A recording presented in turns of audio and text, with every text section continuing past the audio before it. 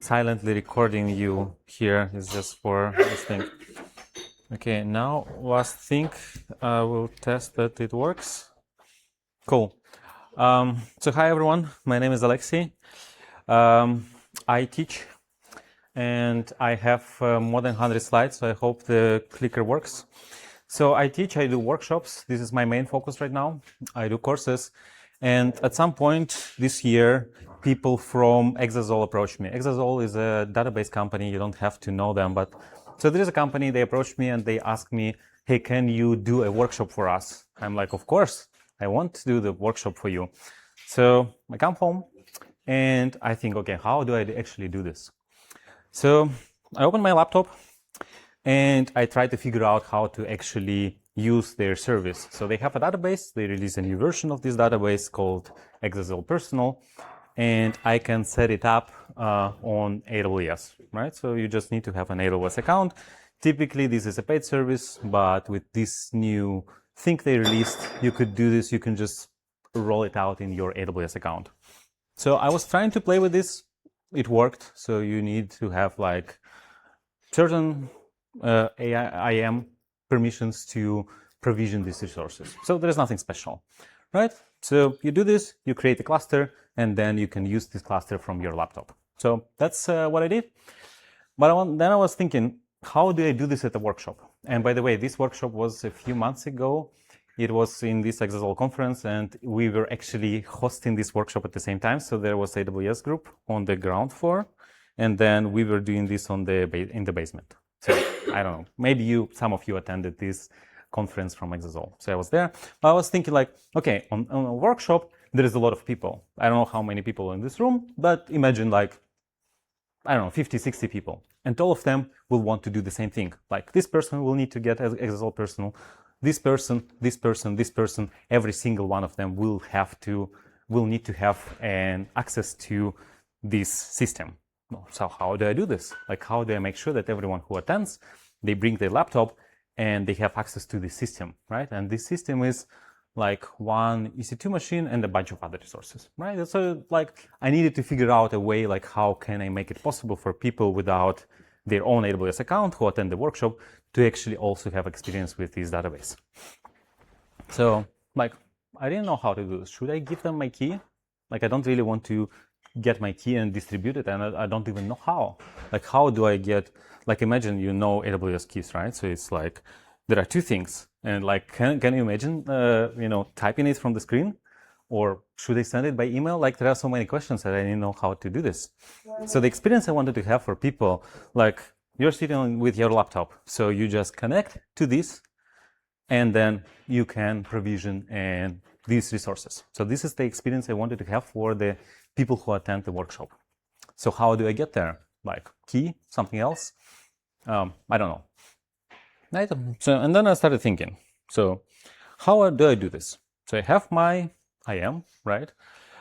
And then I can connect to an EC2, right? And then EC2s, they have instance profiles, right? These instance profiles, you don't need to think about keys, right? So the instance profile always have access to certain resources. If you attach an instance profile to an EC2 instance, it always have access to certain resources, right? So you don't need to do any keys. So then from an EC2, you can give EC2 like all the permissions you want, and then it can provision the resources. Okay, but this is a good thought, but like, then we have 50 people, 60 people. So do I give them access to the same instance? What if like each one of them will need its own EC2 instance to later create its own instance, their own instance of Exasol Personal. And then in order to do that, they again need a key in order to provision this instance, right? So then I have this problem again, like how do I give my key in such a way that all of them can create an EC2 instance such that they can create the resources they need. So yeah, and another thing is I really like using code spaces for my workshops, for the things I teach, because this is very, very convenient. For those who don't know what code spaces is a thing from GitHub where you just click a button and then you have a remote machine with everything you need. And then you can connect to this remote machine with Visual Studio Code.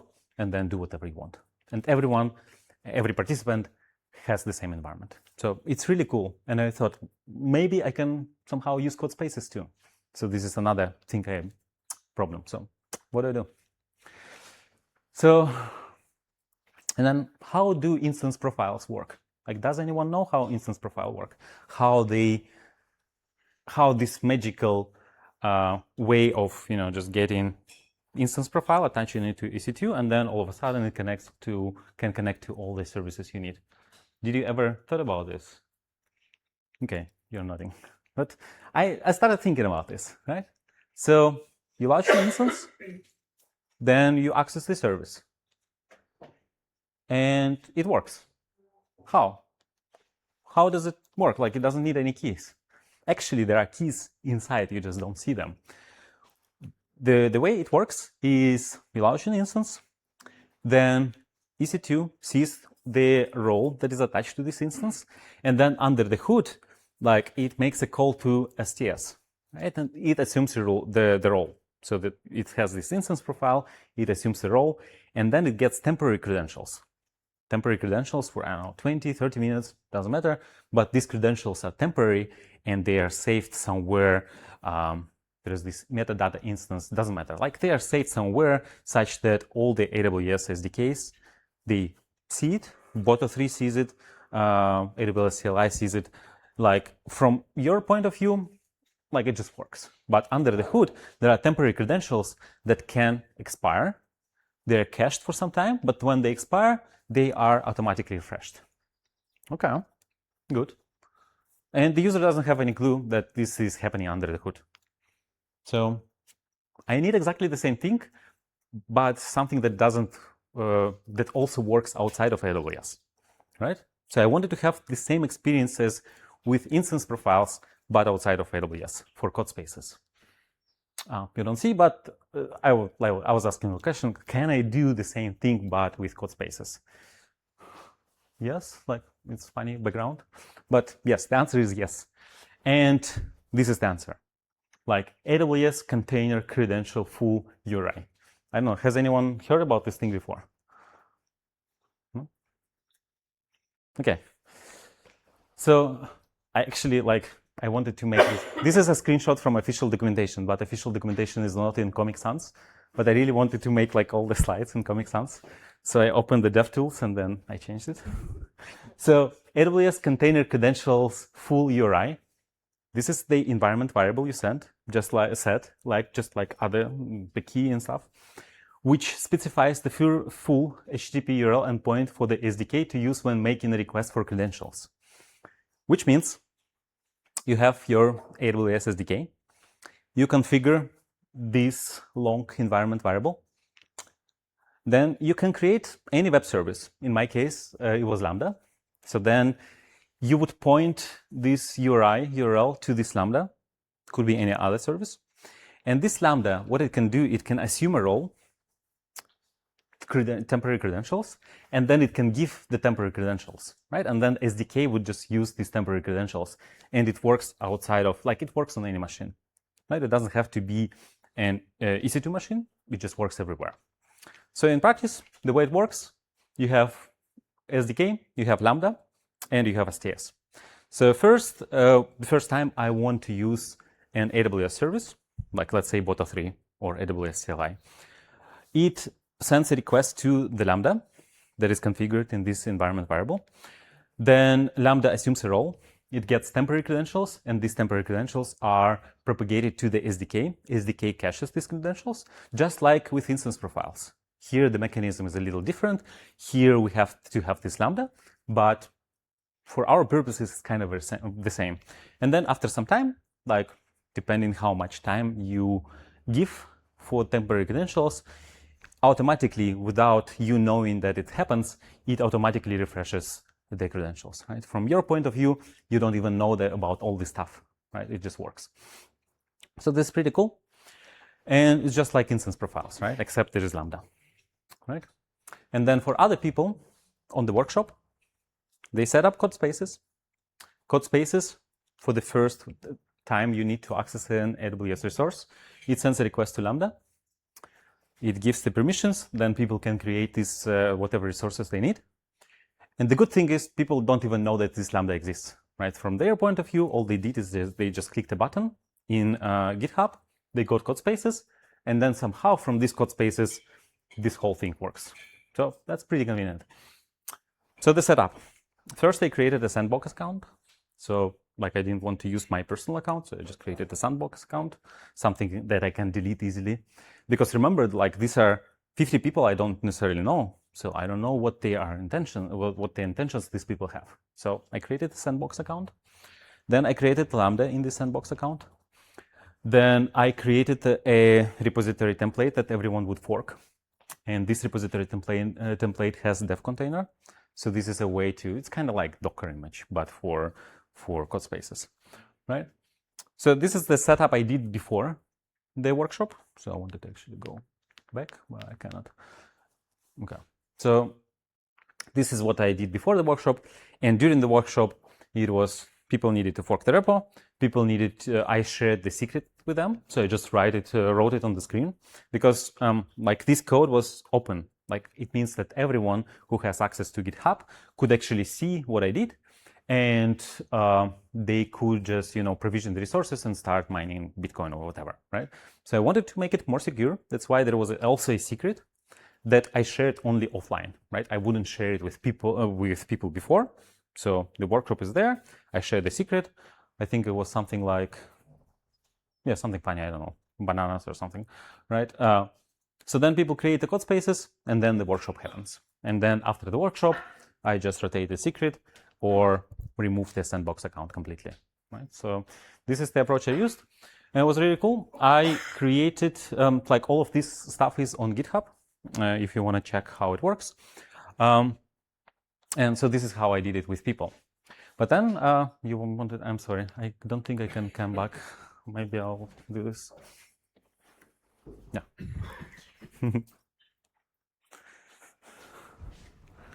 I don't know because of this black thing if it actually works. Yeah? The link, okay. So this was with people, but maybe some of you, like me, you use coding assistants, right? So you use Cloud Code, I also use Codex. And sometimes you need to use AWS, right?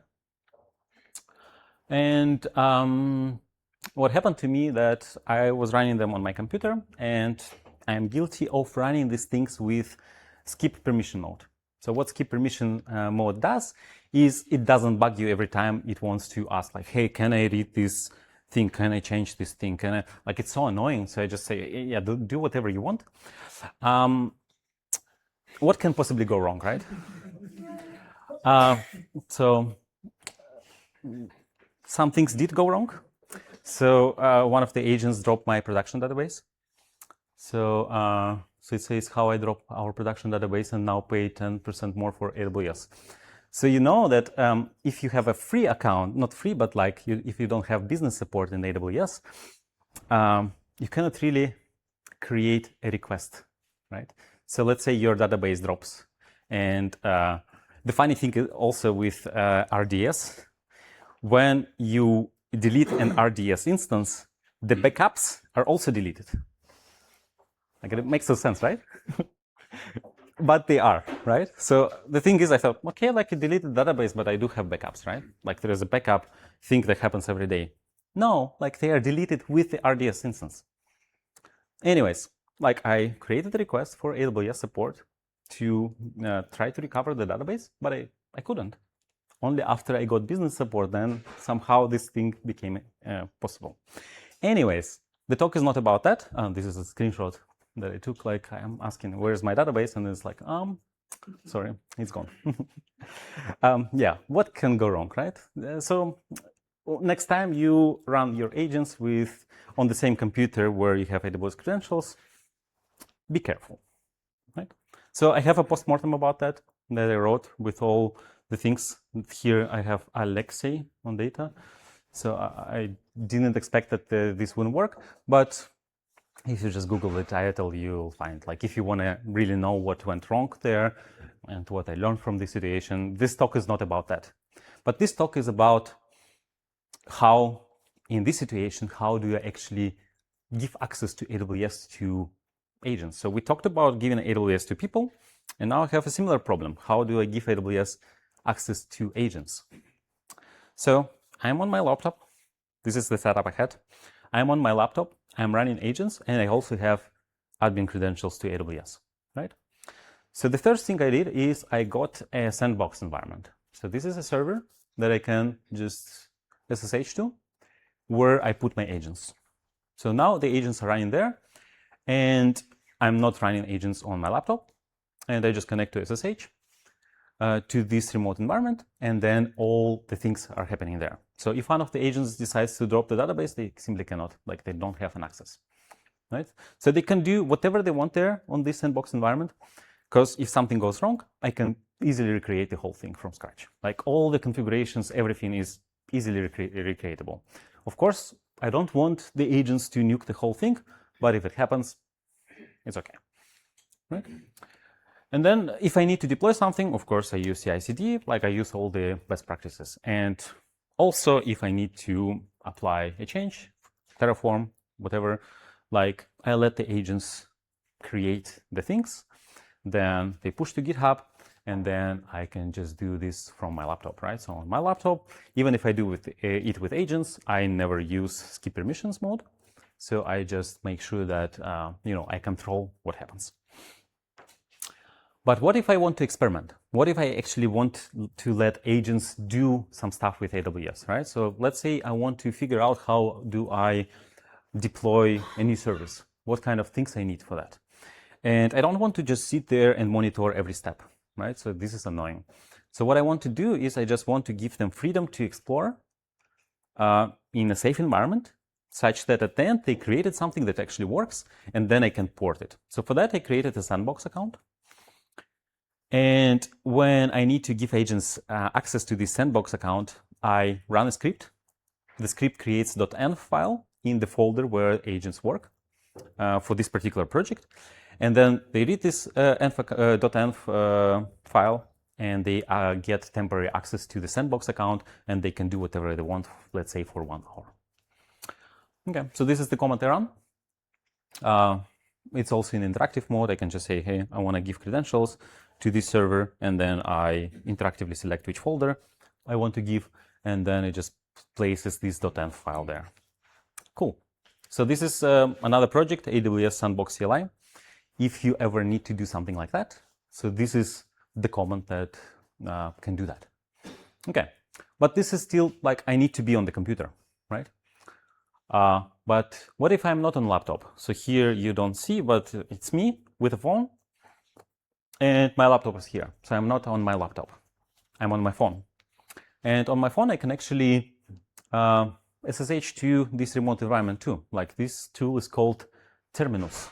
So Terminus is an SSH client that you can install on your phone, and you connect to a remote server and can do whatever you want. I'm traveling often, I'm on the go often, and let's say I'm experimenting with a new, something new, right? And I want the agents I want to let agents figure out some inference stuff.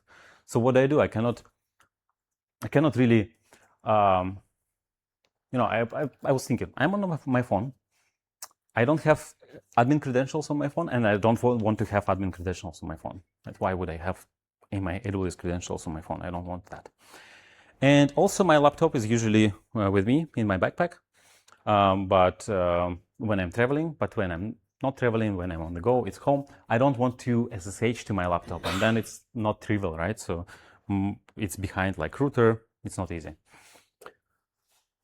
And I want them to give temporary Sandbox access. So one thing I could do is like just let them access AWS whenever they want, but like, I don't know, maybe they will start doing something crazy. So they will create, I don't know, they will provision 10 GPU instances, and then I'll have to sell my kidney to pay the bill. So I didn't want that. So this is what I wanted.